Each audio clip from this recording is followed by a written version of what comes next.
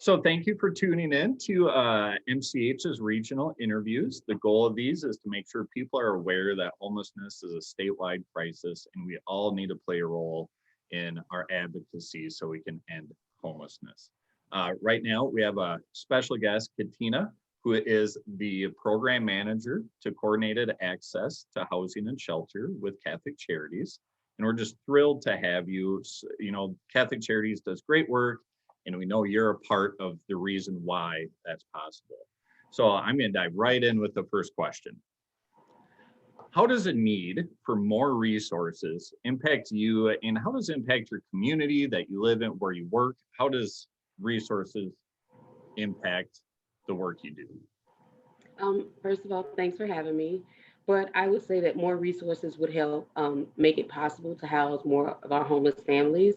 It would allow access to services that would be able to assist clients to be in better positions to get housing, things like birth certificates, access to get to the Social Security office, things of that nature. And I think that the more housing programs that we have, or more housing that we have available, the more we can work towards ending homelessness. We can get families out of shelters. We can get more of the people that are actually living outside into the shelters, and then it can just be a domino effect. Thank you. Could you just briefly explain a little bit about what you do, what your program does? Mhm.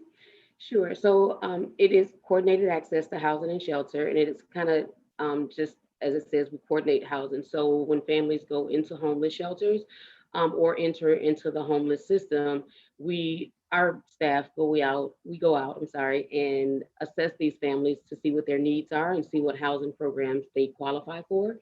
And then we coordinate services to get them into those housing programs. Nice. Sounds like such a vital service. So my next question is, how does the need for advocacy play a role in you being able to accomplish the goals that you're setting out to achieve? So advocacy is very important. It helps with getting fair and more affordable housing for families that are in need. It also explains to people what's going on in our community, the need for housing. And it would be a voice for the homeless people that aren't able to speak for themselves sometimes. Oh, that's powerful. Thank you.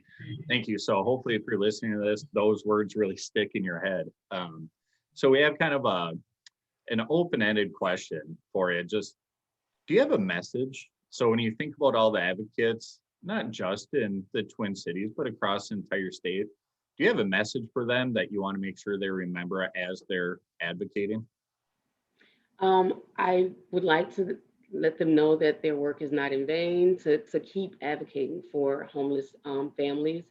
Um, we hope that it will all pay off in the end. Our goal is the same goal, and that's to end homelessness, and our work is very valuable.